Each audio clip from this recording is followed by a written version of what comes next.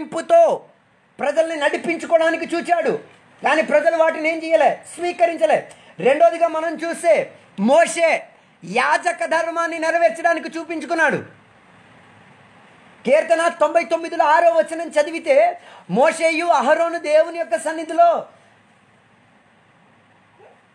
యాజకునిగా ఉండి సేవ పరిచర్య చేశారు. యాజకుని పని ఏంటి? యాజకులను పని దేవునికి ప్రజలకి మధ్యవర్తిగా ఉండి అన్ని కార్యములను ఏం చేసేది, నెరవేర్చేది.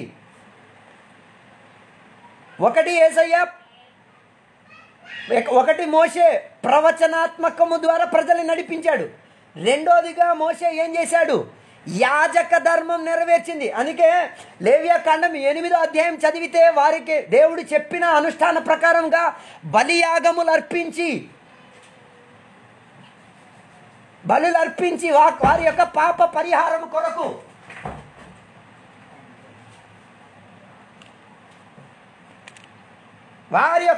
పరిహారం కొరకు ప్రాయశ్చిత్తముగా బలులు అర్పించుకొని వారిని ఏం చేశారు, సిద్ధపరిచేవారు.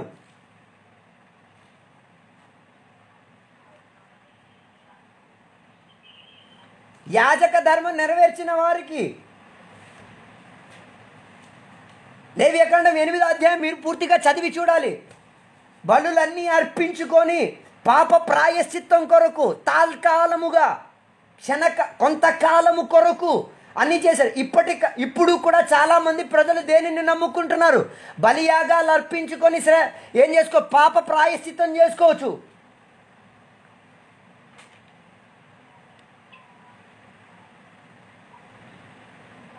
అందుకే ఎబ్రీయులకు రాసిన పత్రిక 9వ అధ్యాయం 14వ వచనం చదివితే మనం చూసేది, బలులు అర్పించడం వలన కాదు మనకి పాప ప్రాయశ్చిత్తం జరిగేది, అమూల్యమైన శ్రేష్టమైన యేసుక్రీస్తు వారి రక్త యాగము వలన ఏం జరిగింది, మనందరికీ పాప ప్రాయశ్చిత్తం జరిగింది. అలాగైతే యేసుక్రీస్తు వారు ఒక పక్క యాజకుడుగా ఇంకో పక్క బలి వస్తువుగా ఆయన ఏమయ్యారు, మరణించారు. అందుకే ఎబ్రీ పత్రిక 9వ అధ్యాయంలో చూస్తే యేసుక్రీస్తు వారి యొక్క రక్తము సకల పాపములో నుంచి మనుషులను ఏం చేసింది, విముక్తి పరిచింది. దాని ద్వారా మనకేం లభించింది, మన మనసాక్షికి శుద్ధీకరణ లభించింది. దేనికి శుద్ధీకరణ లభించింది? మనసాక్షికి.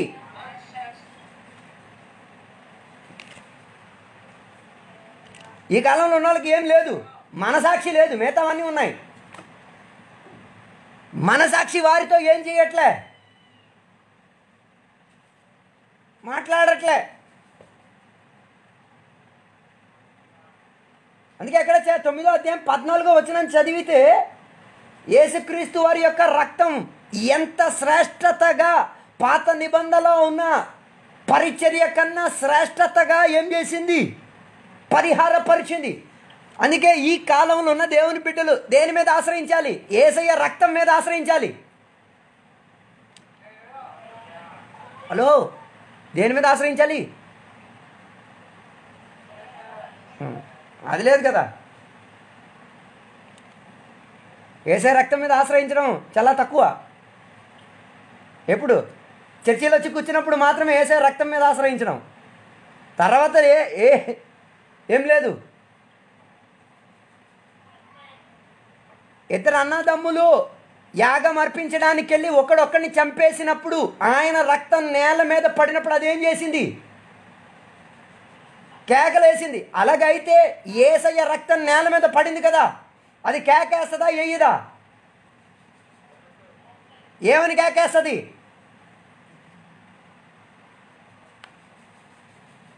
ఎవరు చెప్పలే.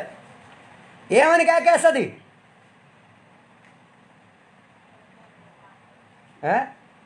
కాయిన్ హాబేలు యాగం అర్పించి ఒకడొక్కడిని చంపేశాడు, అవును కదా. అన్నయ్య తమ్ముడిని చంపేసినప్పుడు ఏం కేకేసింది? నిర్దోష రక్తాన్ని ఏం చేశారు? నువ్వు ప్రోక్షించావు, నిర్దోషముగా ఉన్న ఒక మనిషిని మీరు చంపారు అని రక్తం కేకలేసింది. అలాగైతే యేసయ్య సిలువలో మరణించినప్పుడు ఆయన రక్తం నేల మీద పడింది కదా, ఏం కేకేసింది?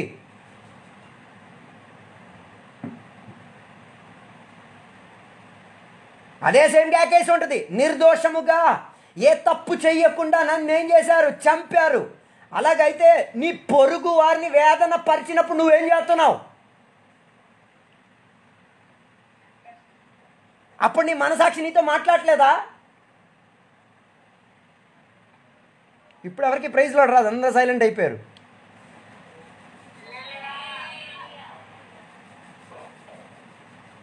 నీకు ఇష్టం కాని మనిషి వ్యతిరేకంగా మాట్లాడి ఆయనని చంపినప్పుడు నువ్వెవరు?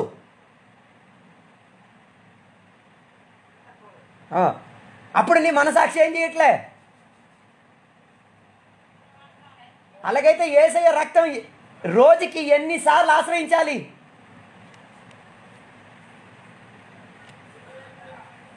ఎవరు చెప్పలే.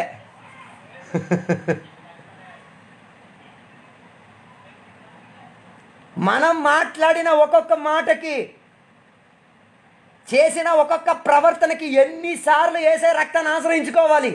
మనసాక్షిలో శుద్ధీకరణ జరగడానికి, జీవిత శుద్ధీకరణ జరగడానికి, పాపంలో నుంచి విమోచన పొందడానికి, జీవిత శుద్ధీకరణ కొరకు ఎన్నిసార్లు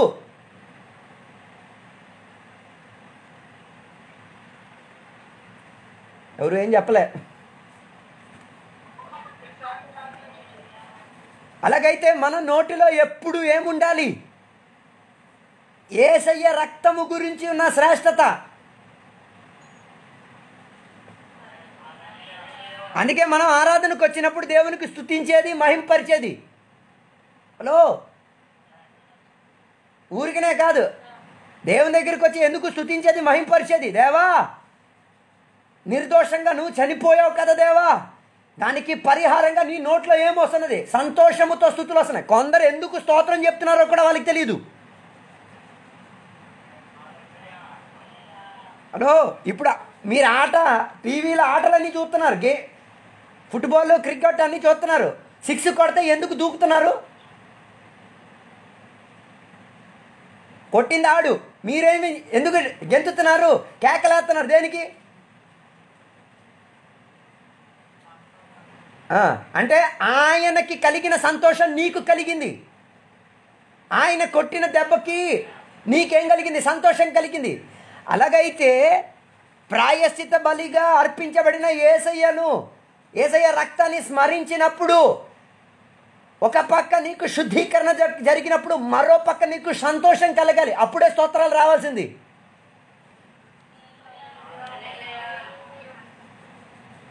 ఎందుకంటే నిర్దోషముగా చనిపోయిన యేసయ్య నన్ను ఏం చేశారు? శుద్ధిపరిచారు. అంటే యాజక ధర్మం నెరవేరింపు జరిగింది కాబట్టి నేను స్తోత్రం అని చెప్పేది, నేను హల్లెలూయా అని చెప్పేది, నేను ప్రైజ్ లార్డ్ అని చెప్పేది, నేను దేవునికి మహిమ పరిచేది. ఉటిగా హల్లెలూయా హల్లెలూయా చెప్పడం కాదు. అందుకే కదా యేసయ్య చెప్పినది, కొందరు నా నామమున అవి చేసి ఇవి చేసి వస్తారు, ప్రభువా ప్రభువా అని పిలుస్తారు, కానీ దేవుడు వారిని ఎందుకు స్వీకరించట్లే? స్వీకరించాలి కదా. అంటే వారికి యేసయ్య రక్తం మీద ఉన్న ఆశ్రయం అక్కర్లే, ప్రభువా ప్రభువా ప్రభువా మాత్రం చాలు.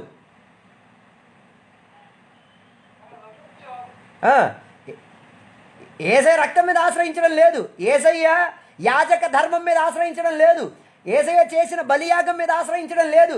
ఏదో చెప్తున్నాం కదా. అందుకే కదా కొన్ని చర్చీలకు వెళ్తే పాస్టర్ గారు ఒక్కసారి హల్లెలూయా చెప్పండి అమ్మా, తన్నేసి మరి చెప్పాలి హల్లెలూయా.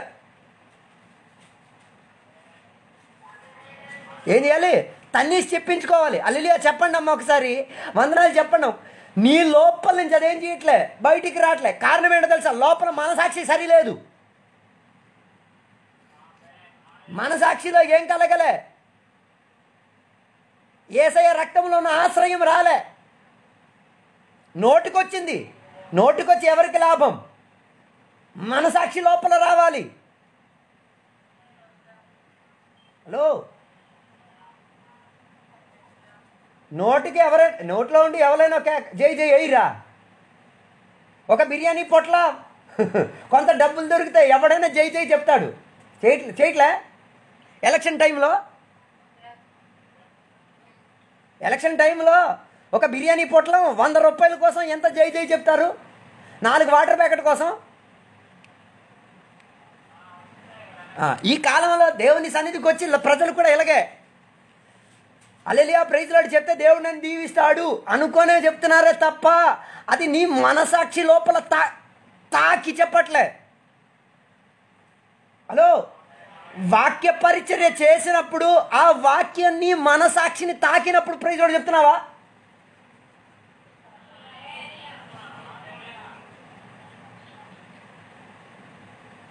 ఎవరు ఏం చెప్పలే. పాటలు పాడినప్పుడు ఆ పాట నీ మనసాక్షిని కదిపినప్పుడు స్తోత్రం చెప్తున్నావా?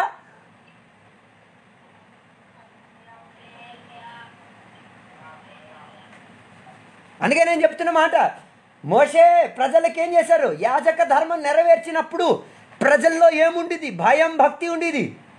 యాజక ధర్మం చేసినప్పుడు మోషే ప్రత్యక్ష గుడారం లోపల, ప్రజలందరూ ఎక్కడ? ప్రత్యక్ష గుడారం బయట. బయట ప్రజలు ఏం చేస్తున్నారు? చూసుకొని కూర్చోలే, ఆరాధించుకొని పాటలు పాడుకొని అక్కడ లోన జరుగుతున్న ప్రాయశ్చిత బలిని వీరు సొంతంగా ఏం చేసుకునేవారు? స్వీకరించుకొని ఆ వధించిన పశువు ఒక రక్తం మీద ఆశ్రయించి వారి పాపం కొరకు ప్రాయశ్చిత్తాన్ని కోరుకుంటూ దేవునిని స్తుతించుతూ ఉండేవాళ్ళు. కొత్త నిబంధనకు వచ్చినప్పుడు ఆ ప్రాయశ్చిత బలియాగం ఎక్కడ కనిపించింది? యేసుక్రీస్తు వారి శిలువ మరణంలో కనిపించింది. ఆ శిలువ మరణము ద్వారా మనకేం లభించింది? పాపములో నుంచి ప్రాయశ్చిత్తం. పాప ప్రాయశ్చిత్తం జరిగిన కారణముగా దేవుని యొక్క బిడ్డలుగా ఉండి దేవుని యొక్క ఆత్మాభిషేకం పొందిన వారు మనం మౌనంగా దేవుని సన్నిధిలో ఏం చేయలేము. ఈ కాలంలో కొన్ని సంఘాలు మౌన సంఘాలు అయిపోయాయి. ఏ సంఘం? నోరికి తాళం వేసేసిన సంఘం. నోట్లో నుంచి దేవుణ్ణి ఏం చేయరు. ఒక్క వందనాలు, ఒక్క ప్రైజ్ లార్డ్ చెప్పరు. ప్రార్థనలో మాత్రం వందనాలు, ప్రైజ్ లార్డ్ బోల్డు. ప్రార్థన చేసినప్పుడు ప్రైజ్ లార్డ్, వందనాలు, హల్లెలూయా అది మాత్రమే ఉంటుంది, ఇంకేం ఉండదు.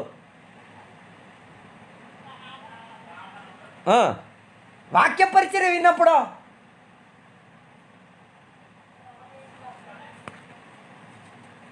అదే నేను చెప్పొచ్చిన మాట, యాజక ధర్మం నెరవేర్చబడిన కారణం కాబట్టి ఏం జరిగింది?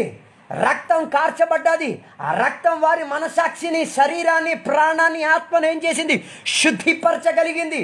హలో, అందుకే ఒక విషయం తెలుసుకోవాల్సింది, యేసయ్య రక్తం మనల్ని పూర్తిగా ఏం చేయగలుగుతుంది? శుద్ధిపరచుకోగలుగుతుంది.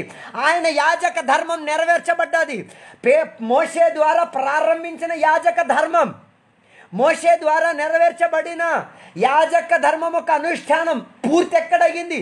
యేసుక్రీస్తు వారిలో నుంచి పూర్తయింది. ఒకవేళ యేసుక్రీస్తు వారు వచ్చి వాటిని పూర్తి పరచకపోయి ఉంటే ఎన్ని పశువులు వధించును?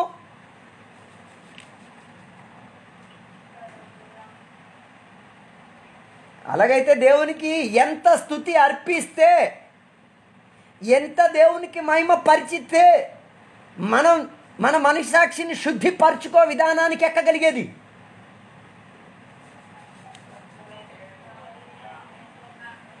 అందుకే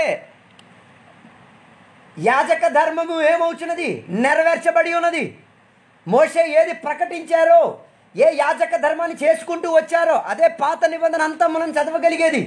ఎన్ని బలులు అర్పించారో ఆ బలి అన్నిటి యొక్క పూర్ణత ఎక్కడికి కనిపించింది? యేసుక్రీస్తు వారి యొక్క శిలువ మరణంలో కనిపించింది. అందుకే ప్రవచన నెరవేరింపు మాత్రం కాదు, యాజక ధర్మం బలియాగం యొక్క నెరవేరింపు కూడా ఎక్కడ జరిగింది? యేసుక్రీస్తు వారి యొక్క శిలువలో. అందుకే యేసయ్య రక్తములో మనం ఏం చేయాలి? ఆశ్రయించాలి. యేసయ్య రక్తంలో ప్రతి క్షణం ఏం చేయాలి? ఆశ్రయించి తీరాలి. అందుకే మనం చివరి ప్రార్థన చేసేసి ముగించినప్పుడు కూడా యేసయ్య రక్తం మీదే ఆశ్రయించేది. కొందరు సిలువ రక్తం మీద ఆశ్రయిస్తున్నారు. ఏసు రక్తం చేయి, సిలువ రక్తం చేయ, అది లేదు అక్కడ. ఏసు రక్తం చేయం, ఏసయ్య వాక్యం చేయం, ఏసయ్య నామం చేయం. హలో, అందుకే ప్రార్థన ముగించినప్పుడు ఏసయ్య రక్తం మీదే ఆశ్రయించి ముగించుచున్నాం. అందుకే నేను మొదటి చెప్పిన మాట ఒకటి, ఏసయ్య సిలువ మరణం గురించి ఏం చేయాలి, ఎల్లప్పుడూ మనకి అవగాహన కలిగిన వారై ఉండాలి. రెండోది, ఏసయ్య రక్తంని ఎప్పుడు ఏం చేయాలి, ఆశ్రయించి తీరాలి.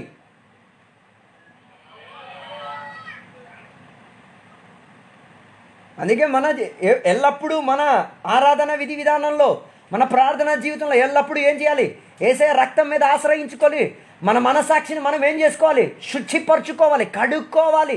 ఏసయ్య రక్తం సకల పాపములను ఏం చేయగలుగుతుంది, కడగగలుగుతుంది. అందులో కడుగు పొందుకొని మనం ఏం చేద్దాం, ఈ కాలంలో జీవించి తీరుదాం. మూడోదిగా మోషే తన యెహోవా పరిచర్యలో ద్వితీయోపదేశకాండం 33:4-5 చదివితే, మోషే రాజునిగా ప్రజలకేం చేసేవాడు, నాయకత్వం చేసి నడిపించేవాడు. రాజుగారి యొక్క పనేంటి, యుద్ధం చేయడం. రాజుగారి యొక్క పనేంటి, వేరే దేశముతో ఉన్న యా రాజులతో మాట్లాడడం. ఒక రాజు ఇంకొక రాజుతో మాట్లాడాలంటే ఏముండాలి, వ్యవస్థ ఉండాలి. ఒక రాజు ఇంకొక రాజుతో మాట్లాడాలంటే ఏముండాలి, వ్యవస్థ ఉండాలి. ఆ వ్యవస్థ ప్రకారంగానే ఏం చేసేది, అవతలున్న రాజుతో మాట్లాడేది. అందుకే మోషే రాజుగా ఉండి ఇశ్రాయేల్ ప్రజలకు ఏం చేసేవాడు, నడిపించుచుండేవాడు. అందుకే మోషే యుద్ధానికి బయలుదేరేటప్పుడు ఏం చేసేది, రాజునిగా ఉండి తన పరిచర్యను ఆయన నెరవేర్చేది. లో ఈ కాలంలో మనం కూడా రాజులే కదా.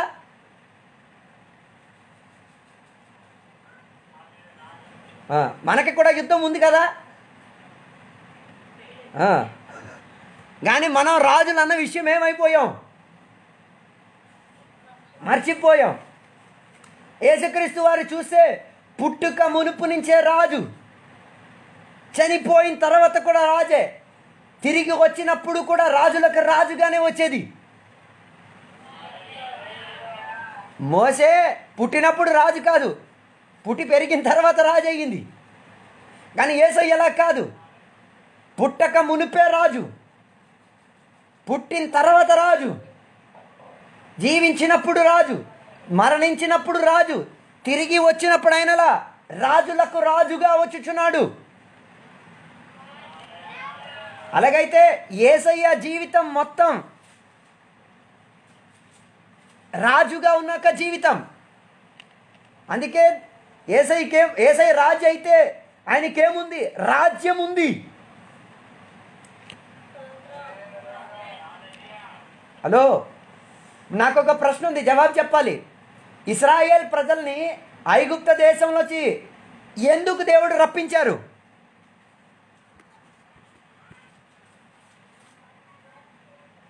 ఎవరు చెప్పలే. ఇశ్రాయేల్ ప్రజల్ని ఐగుప్త దేశంలో నుంచి ఎందుకు రప్పించారు? ఎవరు ఏం చెప్పట్లే.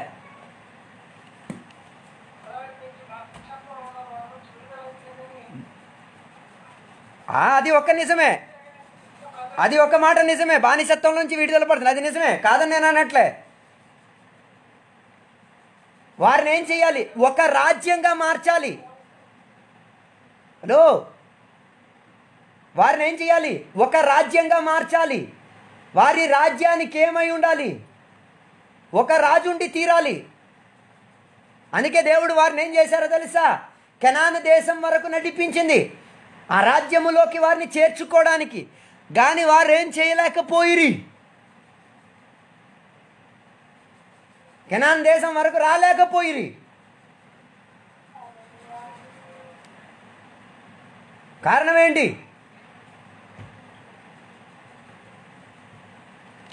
వారు రాజ్యానికి విలువివ్వలే, రాజునికి విలువివ్వలే. ఈ కాలంలో కూడా జరిగేది ఇదే.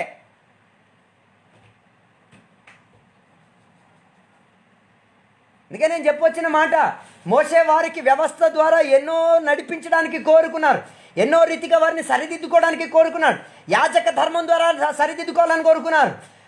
తర్వాత ప్రవక్తగా వారిని సరిదిద్దుకోవాలని కోరుకున్నారు, రాజుగా వారిని సరిదిద్దుకోవాలని కోరుకున్నారు. కానీ వారు ఏం కాలే, సెట్ కావట్లే. అందుకే కనాను దేశంలో ఎందరూ ప్రవేశించారు? 2 మాత్రమే ప్రవేశించారు. ఎవరు? యోషువ, కాలేబు. మిగతా వాళ్ళందరి పరిస్థితి ఏమైంది?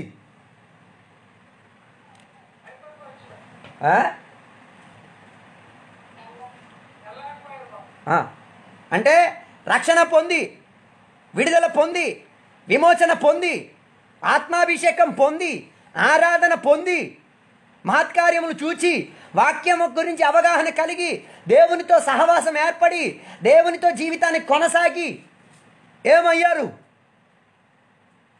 దేవుడు చూపించిన దేశంలో ప్రవేశించలేకపోయారు. వారికి ప్రవచకుడు లేనందున, వారికి యాజకులు లేనందున, వారికి రాజులు లేనందున, అన్నీ ఉండి కూడా వారు ఏం చేయలేకపోయారు. అలాగైతే ఈ కాలంలో కూడా ఇది జరగచ్చు కదా.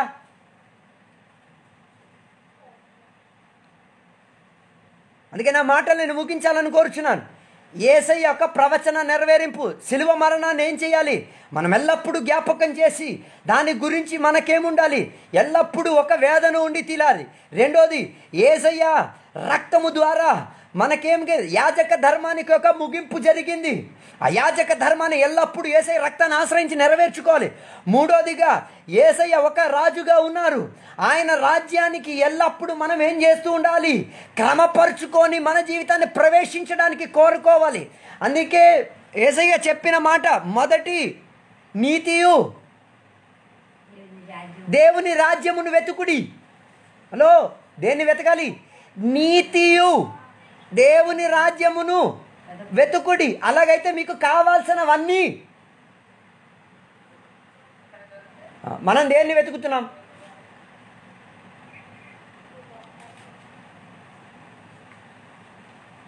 ఎవరు చెప్పలే. ఈ కాలంలోనే దేవుని బిడ్డలు దేన్ని వెతుకుతున్నారు? నీతిని వెతుకుతున్నారా? దేవుని రాజ్యాన్ని వెతుకుతున్నారా? దేవుని రాజ్యం గురించి వాళ్ళు ఆలోచించట్లే. యేసయ్య ఒక రాజని. అవునా? యేసయ్య రాజు అయితే పరిపాలన ఎలాగ ఉంటుంది?